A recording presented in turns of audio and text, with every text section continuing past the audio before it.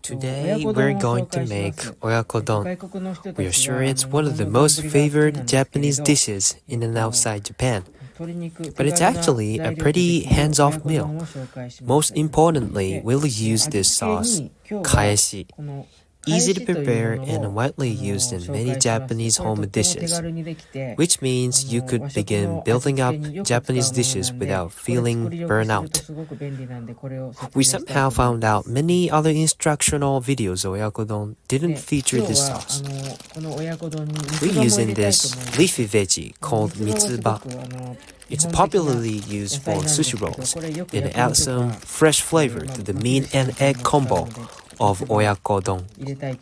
You see, it's typically grown in hydroponics, so we'll pluck the stalks off the spongy squares. A quarter of the bag is used.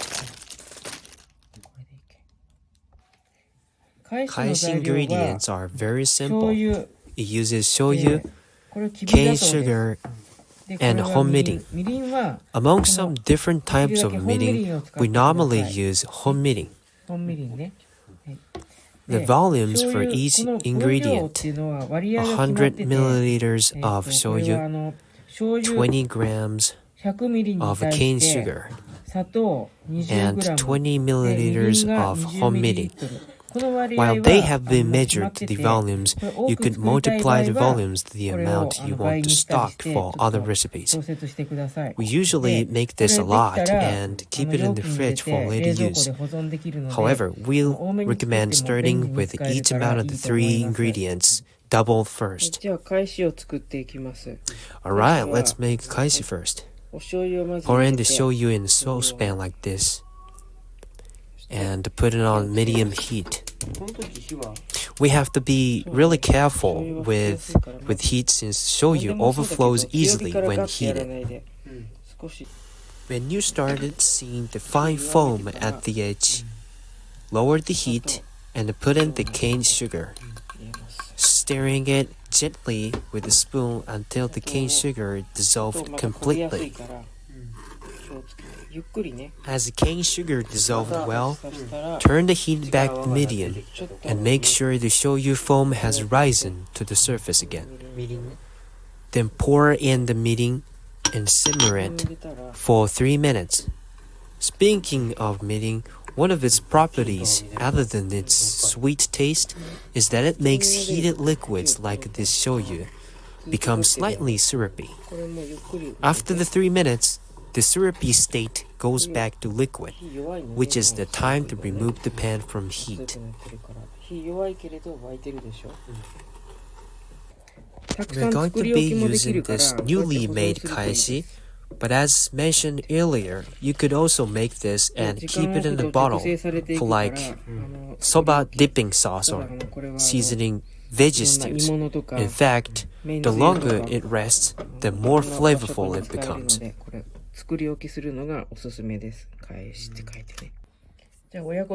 Back here with the kaeshi, so we've got 100 grams of chicken thigh cut into pieces in the size of your mouth, 1 teaspoon of sake onto the chicken, half a small onion cut into about 1.5 centimeter thick slices, and we have 2 eggs, and mitsuba, 1 or 2 bundles grown from the spongy, and 100 milliliters of water, and of course kaeshi here. For simmering oyako, we recommend a relatively small frying pan like this, but large enough to make oyako don for 1 person.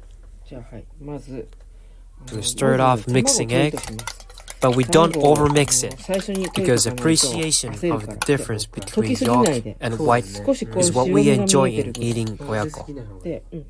And it's better not to be whisked before we get all the other ingredients ready, because it won't become fluffy if left in a bowl for long minutes.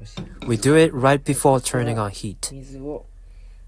The water into the pan on medium heat, put the onion in there, and make sure it's broken apart nicely. Please note, only half the amount of the onion. Leave the rest to add later on. After that, we place chicken pieces in the pan. I said they're in size of your mouth because the size ensures their doneness in time the secondly added onion cooked nicely. Now, 2.5 tablespoons of kaeshi added, and wait until the chicken pieces get a little white. So I brought the oyako to a boil, and I think it's alright now to add the other half of the onion slices. When the second onion cooked, it's the time the chicken cooked as well. A crucial part is controlling heat very carefully. We don't want all the nice chicken soup to be evaporated, winding up and eating only the chicken and egg without a delicious soup out of the two ingredients. And why we separated the onion for 2 times of throwing into the pan? Well, it's because we want the first onion to sweeten the soup, and the second to be a little crunchy when eaten. Spread about 3 cm chunks of mitsuba.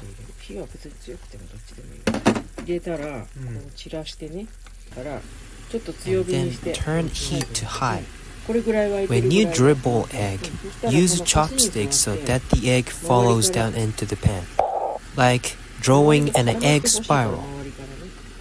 At this process, high heat is essential to get the fluffy egg result as I mentioned, but we still want to be careful not to dry the oyako. All the egg dribbled in, turn the heat low, and put on the lid.